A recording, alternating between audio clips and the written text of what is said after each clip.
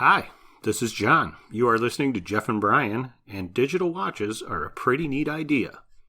It's not as interesting as me telling squirrel stories, but really, what is?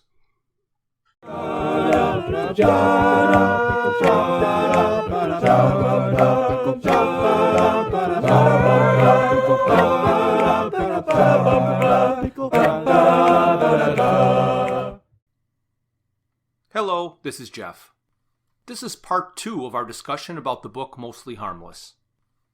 The original episode Bryan and I recorded went way longer than I hoped.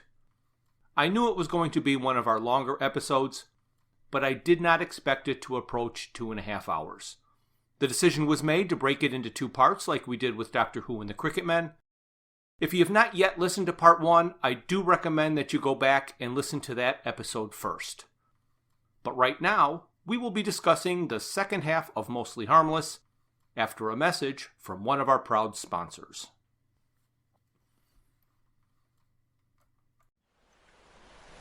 Head to the outer eastern rim of the galaxy, to the planet Hawalius, where wisdom and truth are to be found. Here you will find oracles, seers, and soothsayers, and also takeaway pizza shops. You can visit the village of prophets who will prophesize for you from small wooden benches, or you can visit the village of oracles. The friendly local inhabitants will be glad to share with you the knowledge and wisdom of the ancients. Peer with them into the swirling mysteries of past and future time, or just receive some sort of general advice on what to do with your life. Remember, the quality of any advice anybody has to offer has to be judged against the quality of life they actually lead. Choose your sage carefully. You can also visit the village of extremely high poles. Meet with the old men who sit atop them. Closed during the winter months. Just because they sit up poles for most of their lives doesn't mean they're idiots. It is here you will learn about boundary conditions, where land meets water, where earth meets air, where body meets mind, where space meets time, where one can be on one side and look at the other. If you come for advice but can't cope with anything you don't recognize, you will be told something you already know, but it will be made to sound like news. Many of the pieces of wisdom you will find here are also available for purchase at the Spaceport gift shop. They've got racks of the stuff. On Thursdays, buy 1 single topping pizza and get a second for 50% off. Part 3. Ford took the black disc that was the Hitchhiker's Guide to the Galaxy, Mark II, and mailed it. Since he needed to escape the building and all the exits were blocked, Ford decided to test his luck one more time and jumped out the window. A spaceship arrived on the remote planet of Lemuela, to the surprise of the inhabitants and their spiritual leader, Old Thrashbarg.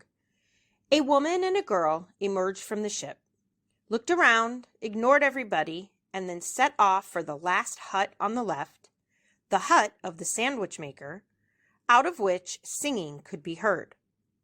The sandwich maker is one of the most beloved people in the entire village. He arrived from the sky in a fiery crash. The place where he crashed is now said to be haunted. He makes sandwiches out of perfectly normal beast, which is an animal that, twice a year, suddenly appear on one end of a plane, run across it, and then suddenly disappear on the other side. Standing in the entry to the sandwich maker's hut, Trillian said, "Hello, Arthur." After a bit of small talk and some catching up, Trillian introduced Arthur to his daughter, Random. Trillian decided she wanted to have a child and went to a DNA bank to have a kid at random. However, there was only one compatible DNA match, and that was Arthur, who used the sale of his DNA to survive. Trillian left Random with Arthur and left to cover a war. With all of the amazing technology Random was surrounded by, it was a thing like Arthur's self-winding watch that fascinated her. She was jealous of it because there was somewhere it belonged, and she felt she did not belong anywhere. She also had to know how it worked. She opened the watch to figure it out, but could not get it back together. She was very sorry and said she would get it repaired.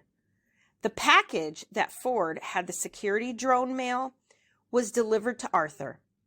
Random wanted to open the package, and Arthur told her no, because anything to do with Ford Prefect is bound to be bad and worrying.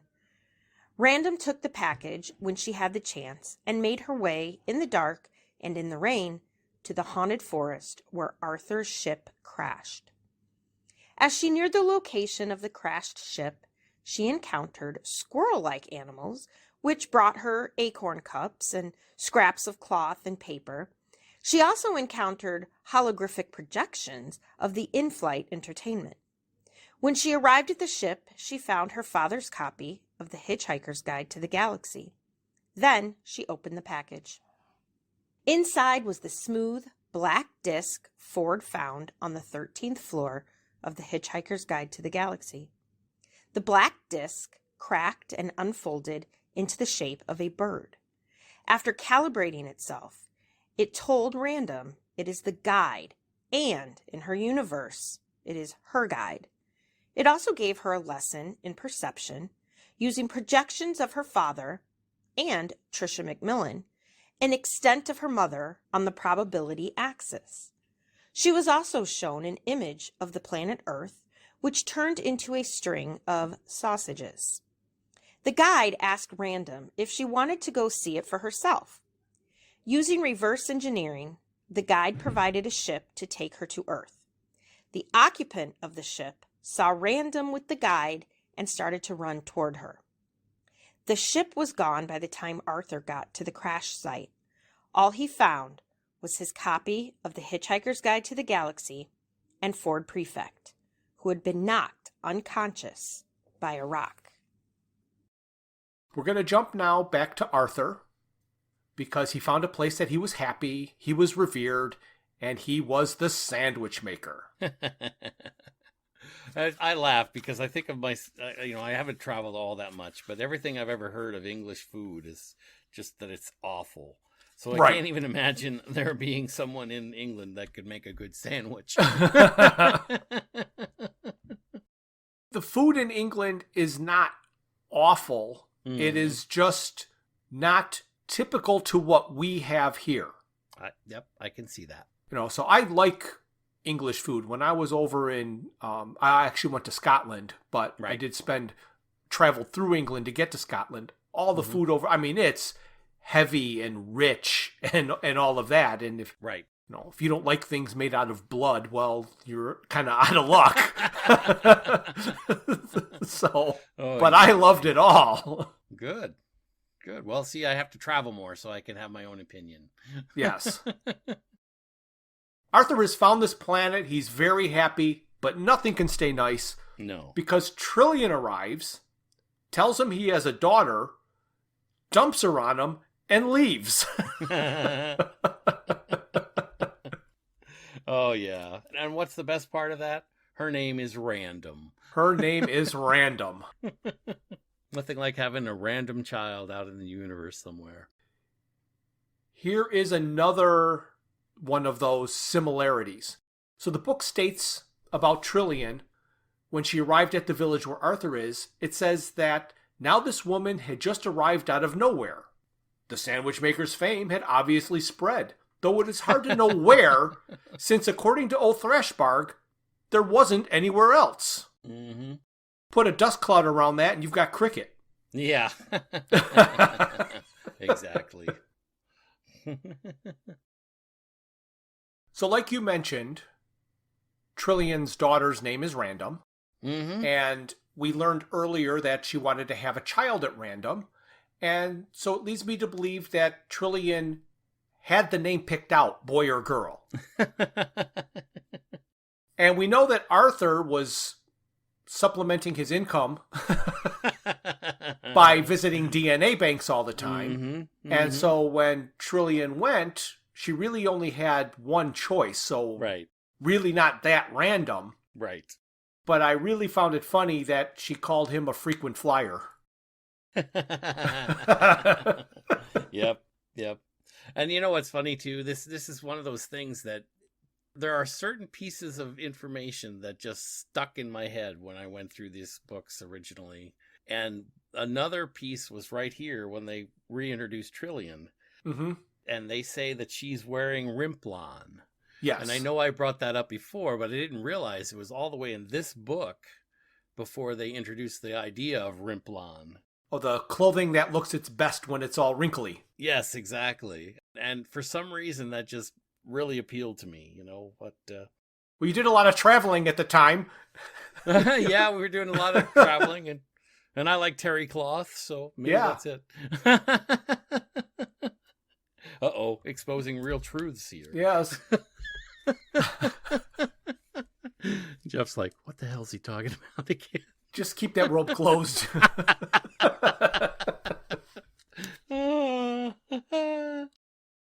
So, in my opinion, presenting Arthur with and leaving him a daughter that he did not know he had, right after saying, "It is time for you to take responsibility," is a pretty bitch thing to do. I know, but it is the ineffable will of Bob, so what are you going to do? So now Ford has come across the new version of the guide. Do you want to talk about the bird? Sure. So, as Ford is clinging to the ledge of the window outside the 13th floor, he realizes that he sees something inside the window. He can't define it, but it's flapping around in there, as he says. Right. And then he manages, by the use of his credit card, to pry open the window and get inside. Right. That's where he first encounters the guide Mark II. Correct. I do love the humor here. He goes through, he finds the box, and he opens up the box, and inside the box are the pieces of missing matter. Yes, yes. Yes, this is his second styrofoam peanut joke of his series. So I do love that part. And of course, when he finally pulls out this saucer-shaped object, the first words he sees appearing on the surface are panic. Panic, yes. Because you know bad things are about to happen. Right. Right, exactly. And I tell you, the whole concept of the Mark II guide is fascinating. Frightening. Yes. But fascinating. So now that Ford has this new version of the guide, he's trying to escape the Vogons. Mm-hmm. And he has to get rid of it. Right. So he packages it up, gives the package to the security robot, and mails it. Right. I actually love that whole scene, you know, and this is where the nested parentheses start to close, because as you said, the whole concept of the Mark II guide is this concept of reverse temporal engineering. Yes. So even though for us in the story, this is the first encounter that Ford has had with the guide, right, the guide has already been acted for his benefit to create the scenarios that allowed him to get there. But what we'll find out later when Ford is talking to Arthur about that, you only think the guide is acting for your benefit. Right, right. But if you go far enough, you realize that he had to get through all of this in order for the guide to get to Random, to get to the Earth. Right. So even though it seems like it's working out for him, it's really working for someone else. He's just the beneficiary, like I said, until he's not. You're right. And this is where the concept comes back again, that this is the guide in Ford's universe. So Ford's universe and his perception of the guide starts here. Right. And he thinks that he then is the owner of the guide because that it has come into his universe. But as you said, in another universe, we learn later that the guide has already been introduced and directed. Yes. Well, this is where Ford has found a way to replace the identities card in that guy's pocket. Right. He has been astounded at how everything has gone so smoothly, no matter how reckless he has been, and everything has worked out. So he decides to test his luck, and he jumped out of the window again. Mm-hmm. The first time out the window, he did not have the guide in his possession. No, he did not. But everything still worked out swimmingly. Right. He's projecting that the guide is helping him, but it's not.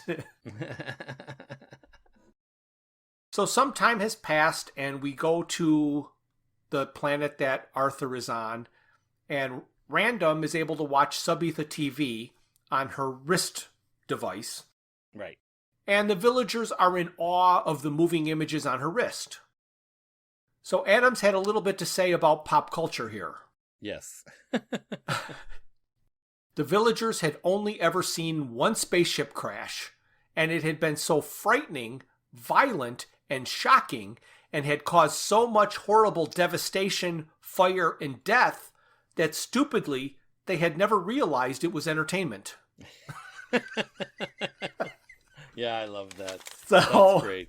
It's perfect. I mean, it sums up in one sentence everything about modern movies and television shows. Mm-hmm. The devil didn't realize that was all entertainment, but it is. Right. That's right.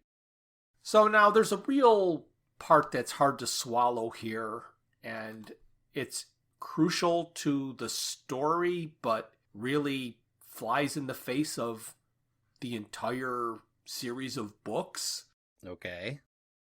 Arthur's having his heart-to-heart with Random, and she points at something and says, "What's that?" And it's his self-winding watch. Right. What? We thought he had a digital watch, didn't Yes. he? Well, everybody has more than one watch. Right? Yeah. But he didn't pick it up anywhere else. He said he got this one from Earth. Right. And when he was going through the countdown of improbability after coming back on the guide and his arms were floating away, he's like, how am I going to work my digital watch? So but that was a different universe in this. Mm-hmm. So I don't know how digital watch could be such. We have to rename our podcast. Self-winding watches are a pretty neat idea. Oh, I don't know about that. Self-winding watches are a pain in the butt. Yes. My son owns one, and that's what they do with the upper scale ones. But when he takes it off at night, he actually puts it onto this little, like, a shaker. What you call? Well, it's a kind of like shaker. It actually kind of rotates the whole watch around. So you don't need any batteries. You just need a whole nother device. Yeah, exactly. It sits on there all night and kind of woo. Right, to keep it winding. Yeah. So you don't have to reset it in the morning because it died. Yes. Oh, gosh. The convenience of inconvenience. Huh? Exactly. Hey, you know what? I just thought of something. Okay. Maybe Arthur switched his watch when he went back to Earth and found Friendchurch. Oh, that could be. He could, yes. Because the battery had died. Yeah, on his digital watch. Uh-huh. And he didn't want it to die again, so he got a self-winder. Yeah. Yeah, there you go. Hey. All right, look at this. We came up with our own solution, didn't we? Yes, headcanon. Here we go. Oh, sorry about that, bud. No, that was perfect. That makes sense because he was back on Earth for that time, and he could have mentioned it, though. Yeah. That'd be handy. You keep ignoring the ineffable will of Bob. I haven't been ignoring it necessarily. I just don't know. I don't bring up the ineffable will of Bob for a while. So if you want to talk about the ineffable, I don't have anything to say about it now. But if you've got a piece that I've missed, please. No, you can insert it here. But let me get about Random first. Oh, gosh. Don't tell me what I can insert and when. Well. Oh, gosh. Anyway. Trouble coming. The self-winding watch was only the first part of this unfortunate paragraph. Mm-hmm. He's having this heart-to-heart with Random, and she's asking, like, where did you come from? And he said, we evolved on the Earth from, I don't know, some kind of sludge or something. He did not say the Golgafrinchans. Yeah, I figured that was going to come up.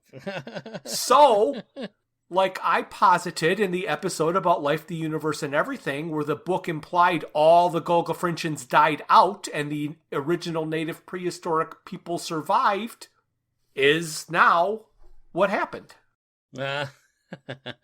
In this universe, you are correct, sir. Yes. Oh, gosh.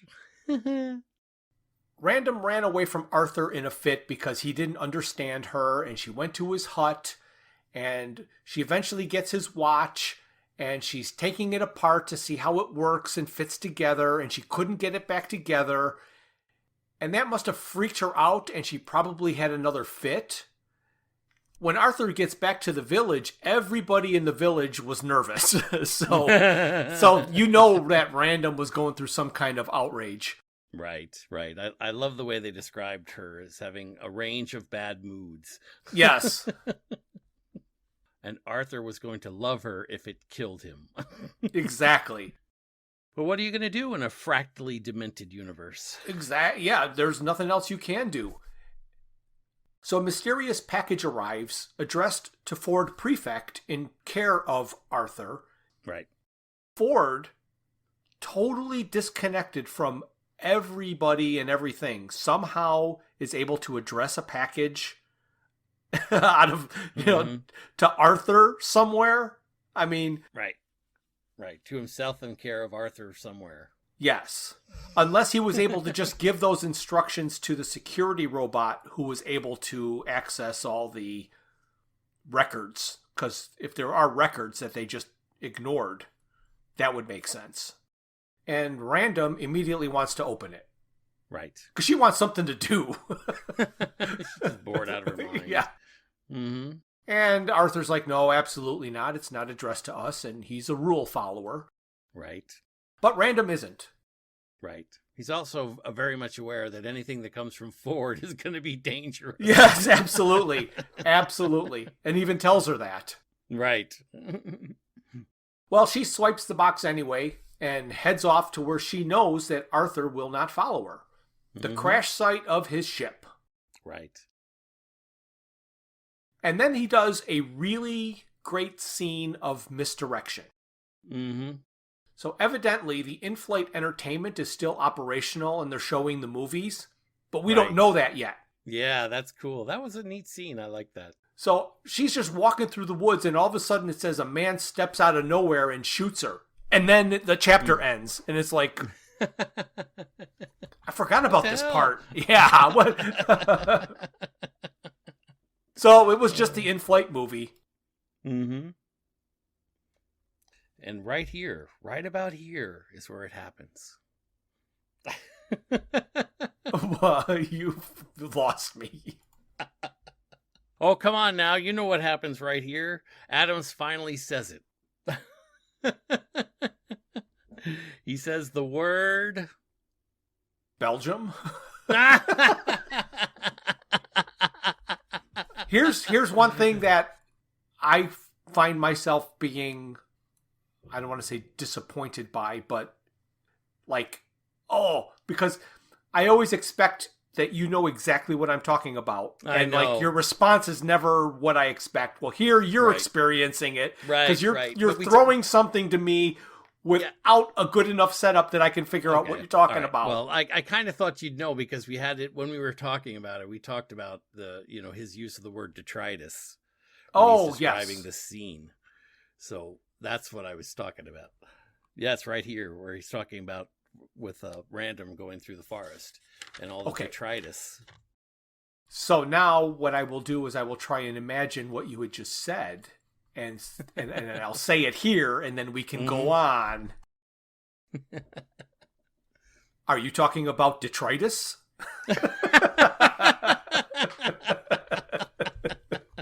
Absolutely. Yes. Brilliant, huh? Yeah, so the spaceship crash has everything all over. Mm-hmm. And that's when Adam describes it as the detritus of the wreckage is all over the forest. Yes, absolutely. So as Random is walking through the forest, she actually finds Arthur's copy of the Hitchhiker's Guide to the Galaxy, his original copy. Yes, she does. Carries it with her. And she wants to find a place to open the box. And so she takes the guide that she just found and the box, and she finds a cave. And she opens the box and she finds this little disc, and it starts unfolding itself. So now here you wanted to talk about the whole guide thing, right? Right. At this point, as Random opens the box, the guide comes out of the box through the pieces of missing matter. Right. And it starts unfolding itself. It says like a self-opening origami. Right. It looks like a bird. So that's where Ford got the impression that there was a flapping item inside of the darkened 13th floor. Right. And I thought it was fascinating the way the book decides to calibrate itself. Right. Where it's talking in different tones and volumes to see how the individual who now has the book can perceive the book. And they talk a lot here about the whole sort of general mishmash and what it is. Right. The book actually projects into the rain images that Random can see, and she's fascinated by the technology. And this is where the book says, of course, I can perceive everything because I do not have filters. Right. And you have difficulty seeing things because you do have filters. And that's a fascinating concept. Right. Absolutely. The problem with that I have had in my head is that the removal of the filters in the guide meant nothing had any size or scope. It's almost like it came into a neat little package, and being able to see everything all at once, the guide could handle it where human beings could not. You would not be able to look at all of everything and the whole sort of general mishmash and survive in your mind, but the guide can. And so that's why it has all of these abilities. Right. Here, though, they do another thing that he did. Arthur did it with Random earlier, and the guide is doing it now with Random again, which is telling us really simple, basic things that I could understand how Arthur was trying to tell Random how to tell time with the big hand and the little hand. Yep. I didn't need a lesson on how to tell time on a watch, but I could see where Random would. Right. But then the guide says, you move freely in three-dimensional space with a fourth dimension of time. It's like, yeah, we all know that. I didn't understand why that needed to be. You have a hearing range between this and a visual range between this. It's like, yeah, we figured that out already. Right, exactly. But I think what he's doing here, at least from the guide's perspective, is understanding the filter or the limits, if you will, for the individual that he's now destined to interact with. So it's part of the perceiving of everything that the guide has to tune itself into the understanding and existence of the individual who possesses it. So I don't feel like it's so much for us to define those spaces. It's for the guide and for us to understand that the guide sees way beyond those things. Right. He goes farther out than we could possibly understand or imagine, but he's trying to help say, okay, this is the limitations, or these are the filters that exist in your universe. Someday I might actually find a way that it makes sense to me and I can put it in my mind. But here's, I keep trying to think of kind of like, and none of it works. So pick any musical instrument. Just name one. Name a musical instrument. Violin. Violin. Okay.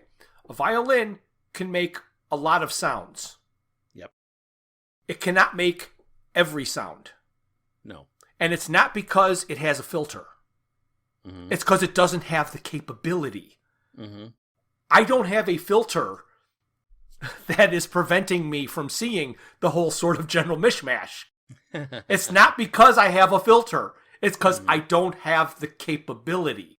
And that to me is a huge difference between what he's trying to sell me and what I believe to be the fact. Like, I don't believe I've got filters that are preventing me from seeing infrared and ultraviolet light.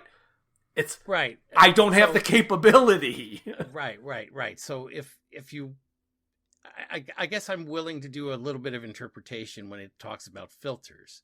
The difference, I think, as what I'm understanding when we have this conversation, is that a filter is the same to me as a limitation. So the reason that the violin can't play every sound that exists is because it has a limitation. Correct. So, if you will, those are the brackets to which the violin can make noise.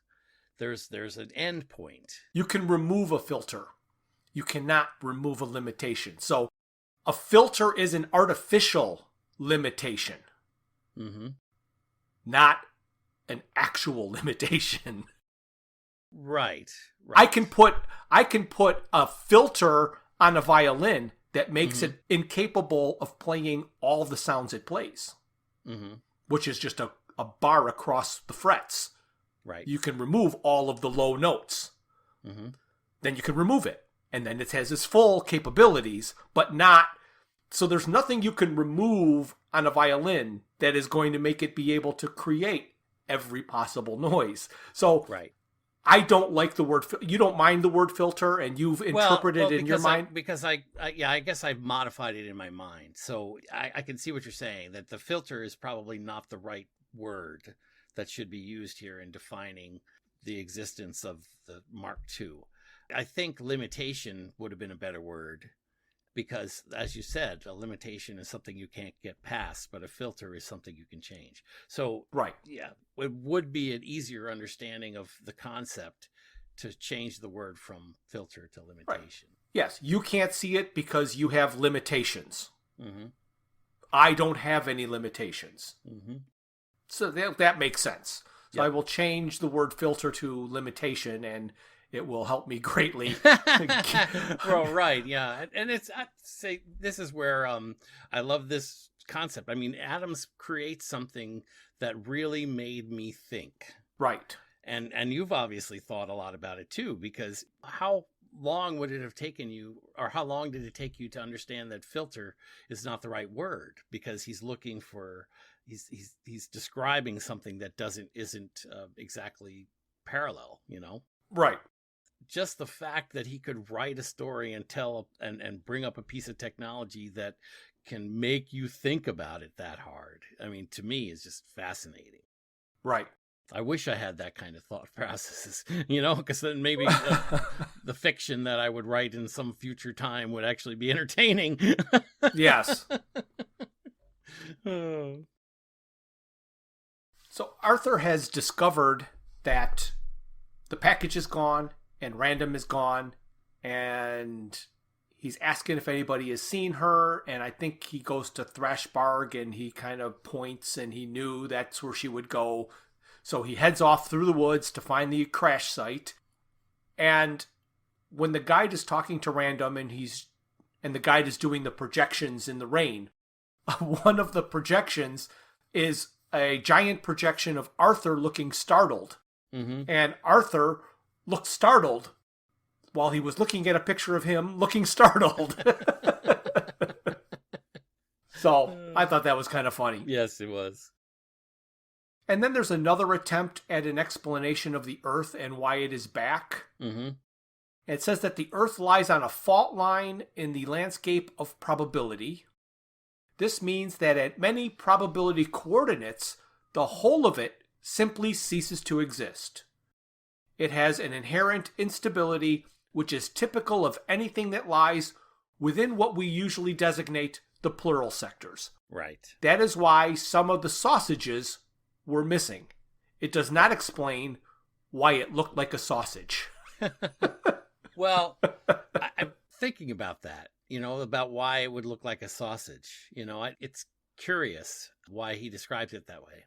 So anyway, we didn't mention that it looked like sausages, but when the guide was showing Random the Earth, it all of a sudden turned the Earth into a sausage and then did a chain of linked sausages with some of the sausages missing.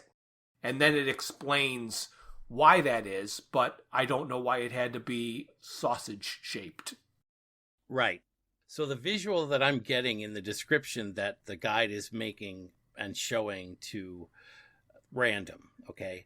Imagine a small projection of a ball like the Earth, okay? And they're stacked up against each other.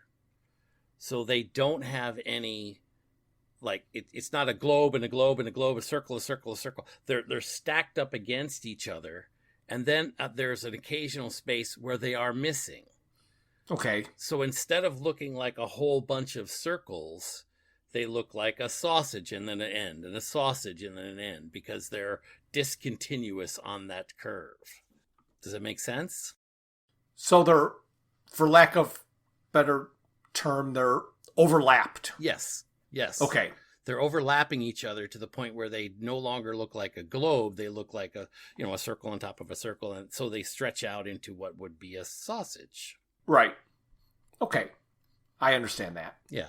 I mean, it's kind of silly, and why he has to describe it that way, I don't know.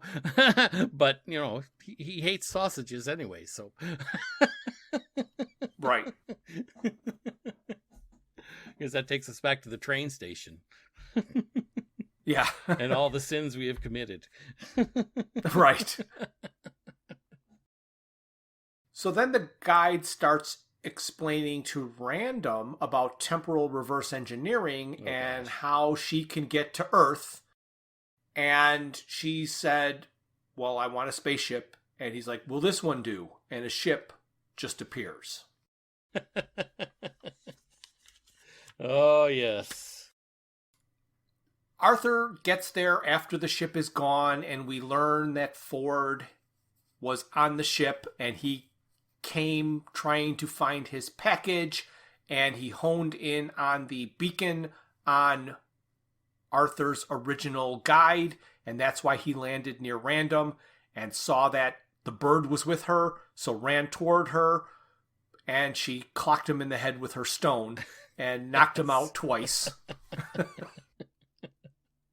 Oh, yeah. Part 4. Arthur explains to Ford that it was his daughter that knocked him out. Ford explained to Arthur that the Hitchhiker's Guide to the Galaxy has been bought out and created a new guide, shaped like a bird, that uses reverse temporal engineering. It has a new technology called unfiltered perception, which means it perceives everything. It doesn't have any sense filters and is present in every possible universe. Ford also explained that the marketing and accounting executives figured they only have to make one guide and then sell it an infinite number of times. The problem is that any smallest move the guide makes has the power of a virus that can propagate throughout space, time, and a million other dimensions. Ford then told Arthur about the Vogons.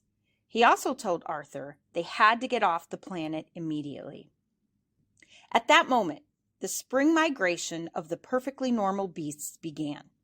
With a brightly colored floral bath towel and the help of a pick-a-bird, Arthur and Ford were able to climb on the back of a perfectly normal beast and ride it across the plain and through the portal to the domain of the king. Trisha McMillan was going through and editing the video footage she took on Rupert. None of it was usable. Because the Grebulons have lost their minds, none of the interviews could explain any of the technology. Her video footage had interference. Her film had been fogged, and what could be seen looked like a low-budget film set. When she was fed, she was given McDonald's hamburgers. She couldn't show this to anybody, or she would be a laughingstock. Even though Tricia did her best to keep all disturbances away, one message got through. An alien spacecraft landed in Regent's Park with a girl with a bird who threw rocks and wanted a watch fixed. Tricia went to the scene. When the girl saw her, she screamed, "Mother!" and threw rocks at her. Arthur and Ford jumped off the perfectly normal beast at the domain of the king bar and grill. It was in the middle of where the perfectly normal beast would be charging if they didn't take a minor trans-dimensional diversion on the way. In front of the domain of the king bar and grill was parked a pink spaceship with large fins and lots of chrome. It belonged to the singer in the bar. Using his Infinidim credit card, Ford was given the pink spaceship and requested the song "Love Me Tender" in exchange for a very large tip. They go to Earth.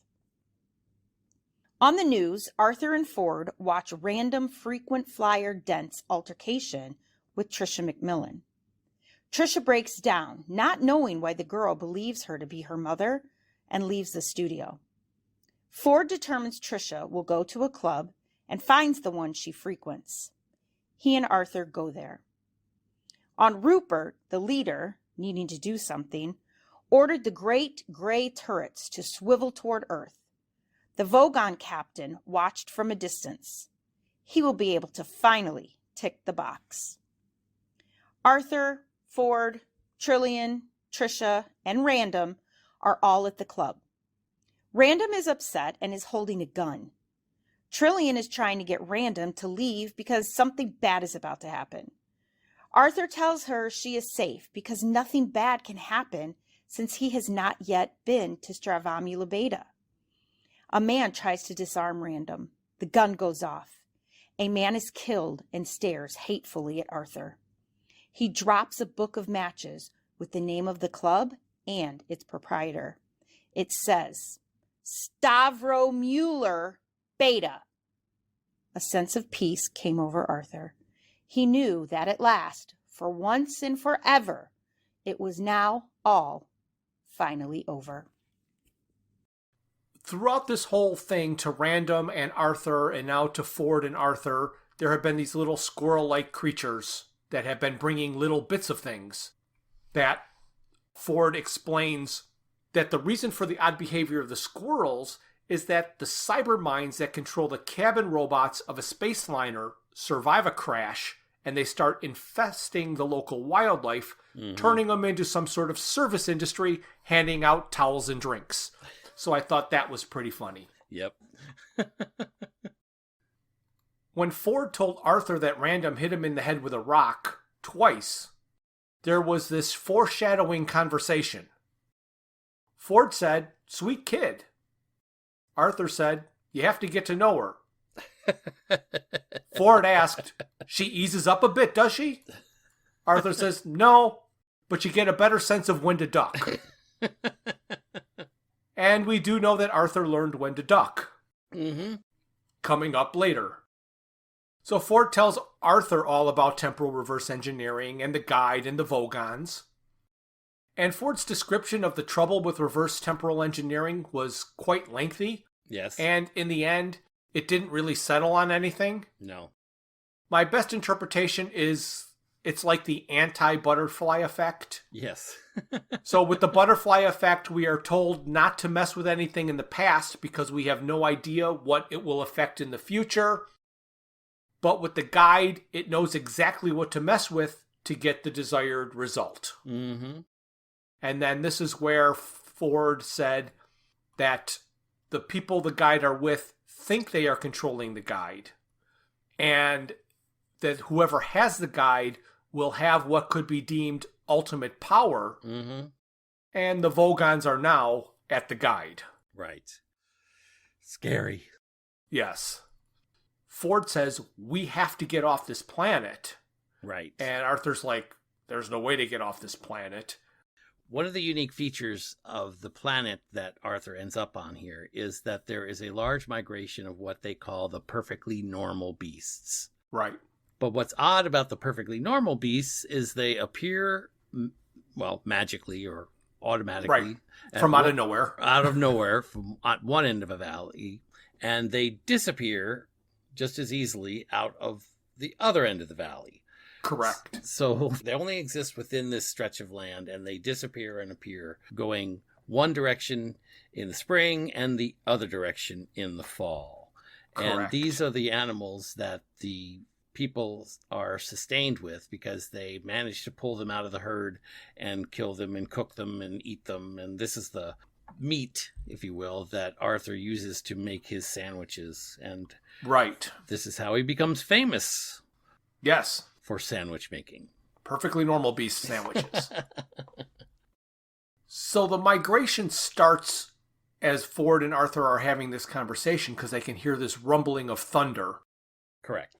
And so then, to me, it was like the Chesterfield sofa scene in Life, yes. Universe, and Everything. Yes, that's exactly what it's trying to imply there.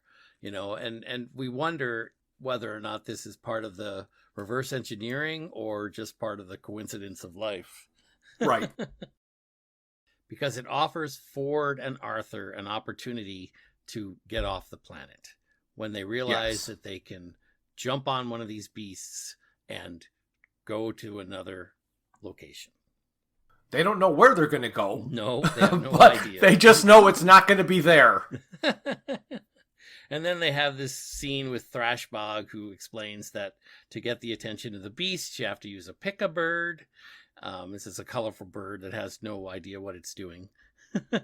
Right. And they use the pick-a-bird and the towel, and they jump on the beast. And as they're going out, Arthur yells back, "Where are we going?" And eventually Thrashbog says, "The domain of the king." Right. And right. We're all intrigued as to what that could mean. Yes. And of course, we watch as Arthur and Ford ride the beasts on into another planet. And there on that planet, they find a bar. Correct. And we're going to jump over to Trisha back on Earth for a minute. And she's having a career crisis, just like the one she had 18 years ago. So she's looking through all this footage of the Grebulons because they brought her up to the planet, if you remember from way back when. Mm-hmm. And they wanted her to recalculate the astrology charts from the perspective of Rupert, this new 10th planet where they've been monitoring Earth from. Mm-hmm. So she's looking at all this footage that she has, and it all looks like a bad science fiction B movie. It's blurry, it's fuzzy, there's static. And just like 18 years ago when she was an astrophysicist and met a man from another planet, here she's a journalist and she's got the scoop of the century, and none of her footage is usable or believable. Then finally somebody decides to ignore all of her do not disturb messages and said that she has to go to Regent Park because a spaceship with a crazy girl is throwing rocks at people. And when she gets there, she calls her mother. So the book goes back and forth, and it's going to go quicker and quicker, and it's all going to manifest itself into one place. Mm-hmm. But the perfectly normal beast did indeed go to the domain of the king, and which is the name of the bar, right? Which is the name of the bar. Mm-hmm. And outside of it was parked a big pink spaceship. With fins all over it. With fins and chrome and all kinds of everything. Mm-hmm. And Ford talked to the singer who owned the big chrome pink spaceship and got him to give it to him for the promise of a tip for playing a song. Mm-hmm. And the song was Love Me Tender. Right. And this time, Arthur did not recognize Elvis, and I do not know how that was possible, no matter how disoriented he was. Well, I mean, he was the fat Elvis at this point. Well, you know, Yes. And then I like that Ford had to file a review of the restaurant to get the expense claim approved automatically because of the program he hacked into the computer's guide at the office. Yep. So the guy at the bar was just like astounded at the amount of money that Ford was going to tip the singer. And he's like, at first the credit card wasn't going through, but then all of a sudden it was like, hey, no problem. Uh-huh. And then here's another commentary. This time it's on the news agencies. So Random arrives in a spaceship, and it is sensational news. Right. A little while later, Ford and Arthur arrive, and the headline is, another spacecraft. This one's pink. And then Trillian arrives, but it only made the local news. Right. So by the third spaceship, it was not even news anymore. Mm-hmm. Oh, yeah. Do you have any idea why Ford, when he was ordering room service, was trying to buy the zoo? Because he wanted to really... Oh, are you asking a question? Yes. Okay. So, for whatever reason, he wanted to release all of the animals. He just felt that they should not be in cages. They should not be allowed to exist for entertainment. Because of his humanitarian foie gras eating nature? Well, that's why I was making the joke about hating geese. He hates geese, you know? Right. So everybody's got all the something other he says, animals right? are okay. Yeah, all the other animals are wonderful. Except, of course, he's the one who tortured the poor giraffes and made them have a long neck, you know? That's right. That's right. So maybe he's regretting some of his actions from the past. So he'll probably have sausage for dinner. Right. Right. Well, we finally get to Stavromula Beta. Well, we get to Stavromula's second club called Beta. Mm-hmm.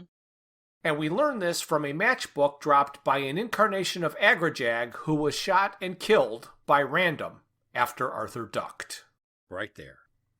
So, finally, they're trying to pull it all in together.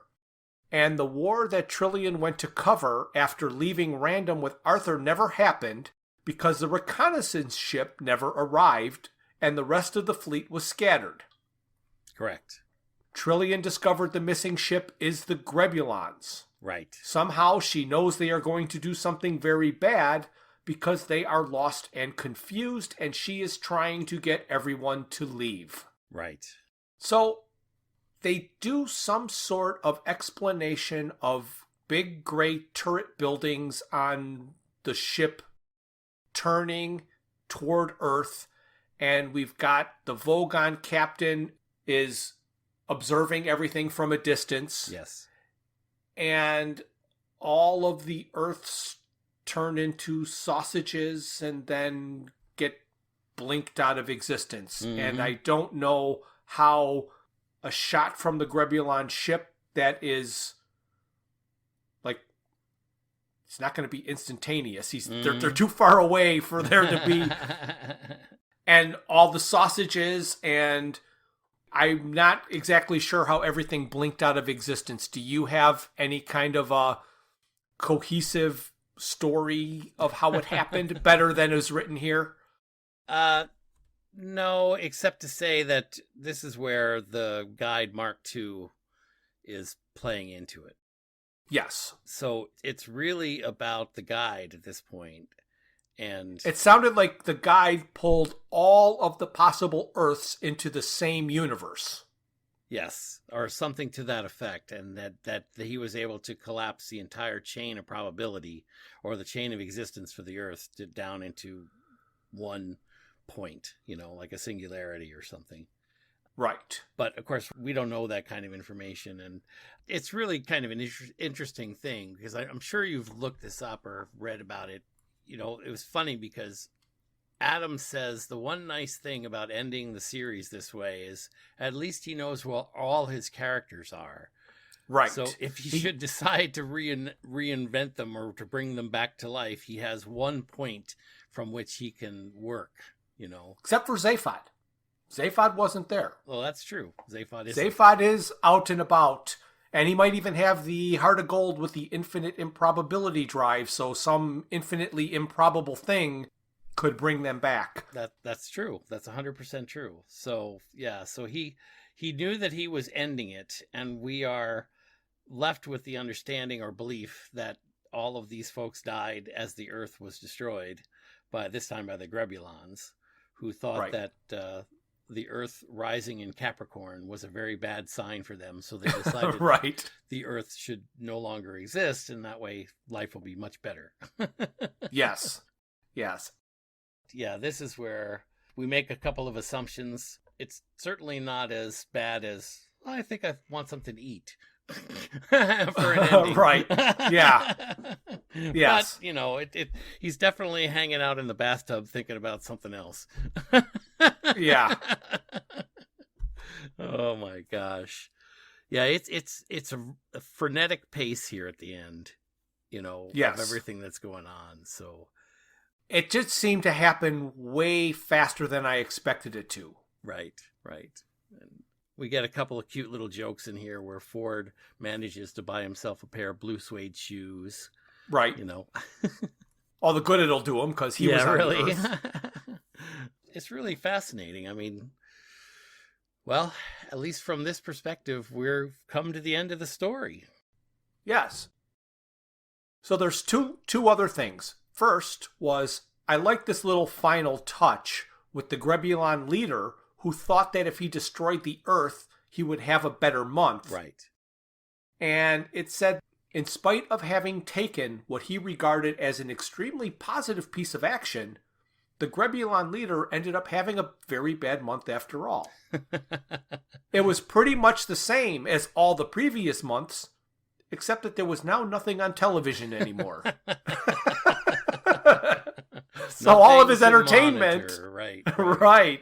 Everything he monitored is gone. Right. And I do want to point out with the Grebulons, of course, I think you inferred this, but I'll just want to say it out loud here. When Trillian goes to the war that she's going to cover and they discover that the reconnaissance ship is missing, they don't say it out loud, but we understand now where the Grebulons came from. They were the reconnaissance ship that was to be sent with that armada to do the monitoring so that they could prepare for the war. Yes.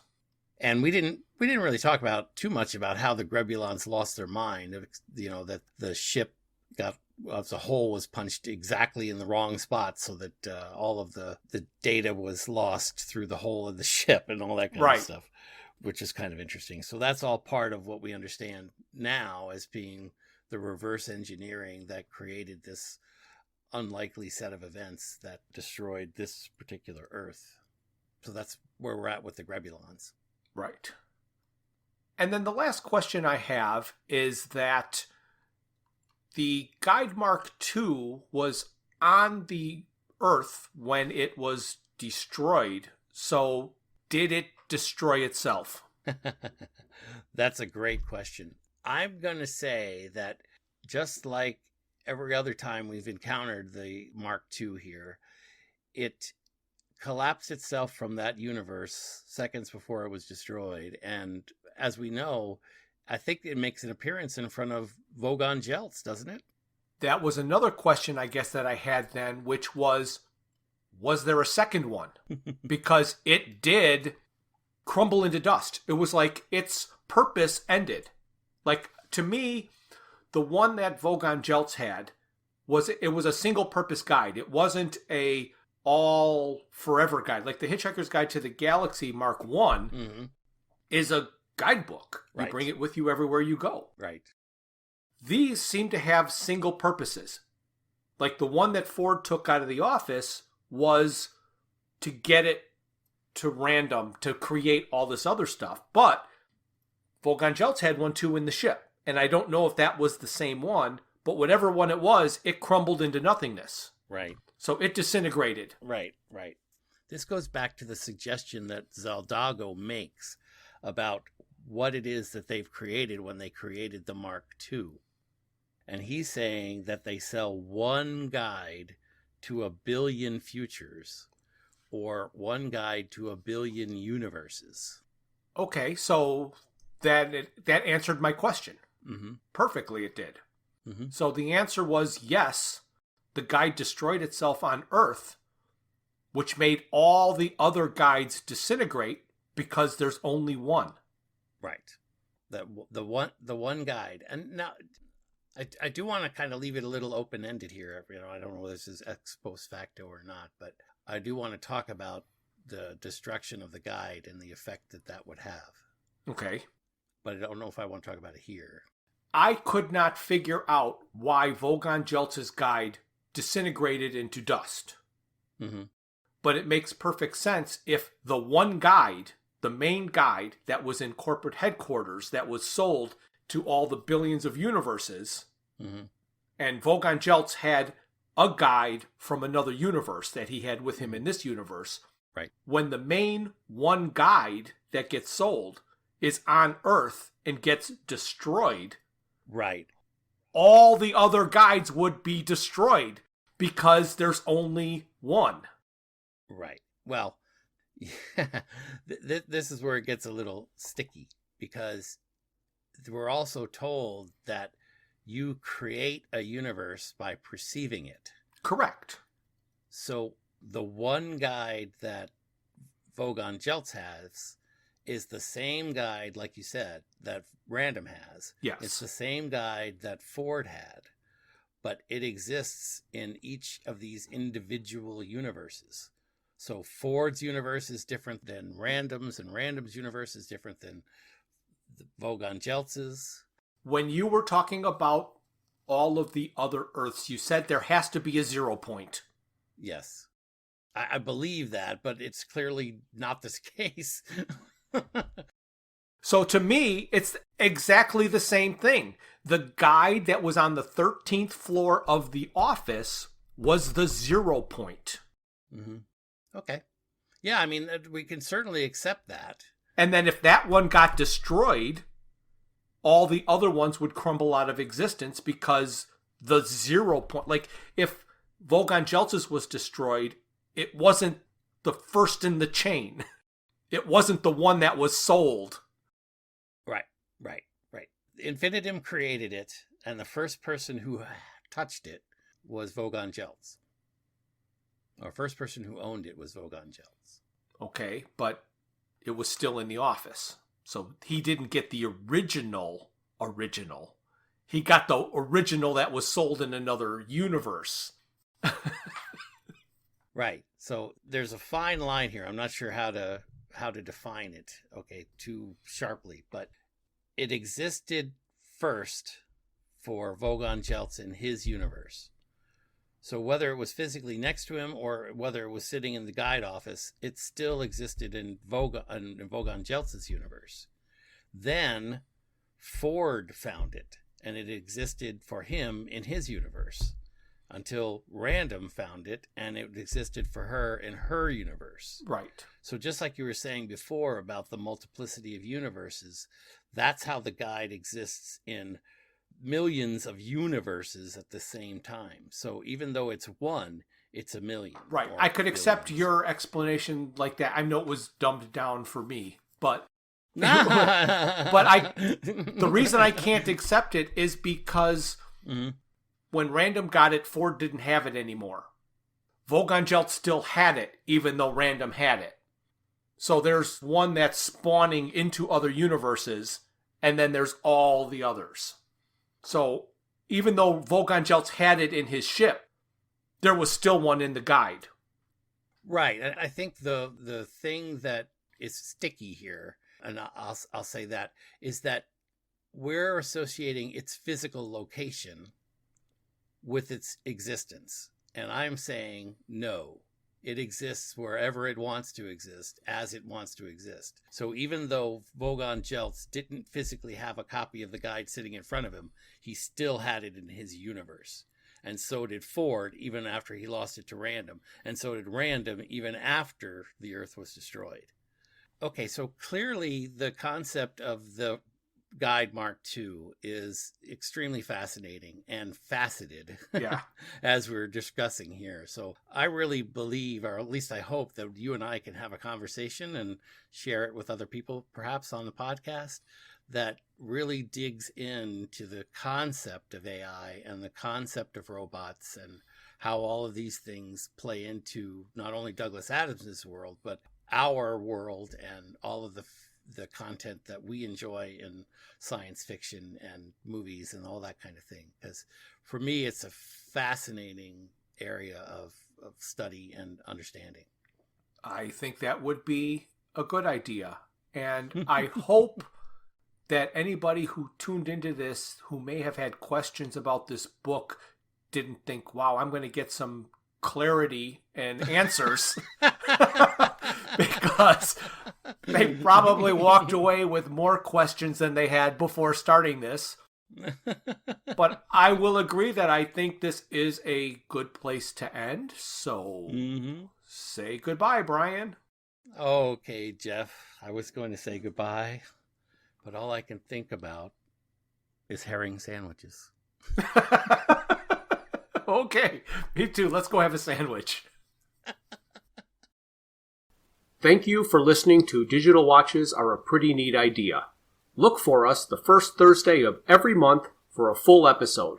We will also release a bonus episode later in the month. A very special thanks goes out to Luke, Max, Greg, and Tim Lesnick for arranging and performing our opening theme. We would also like to thank our talented friends and family for their voice work on our introductions and commercials. A special thanks this episode to John Lesnick for our opening. A special thanks this episode goes out to Gene Berard for our commercial. We would also like to thank Kelly Lesnick for doing our summary. Visit our website at digitalwatchesareapretyneatidea.buzzsprout.com, where you can find links to all my Hitchhiker's Guide to the Galaxy inspired t-shirt designs. You can find us on Facebook and YouTube as Digital Watches Are a Pretty Neat Idea, on Instagram as Watches Idea Podcast, and on Twitter at Watches Idea.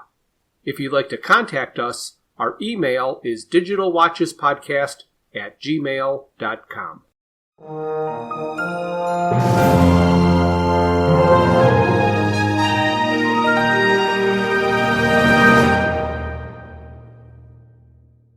This has been a Froods for Thought production.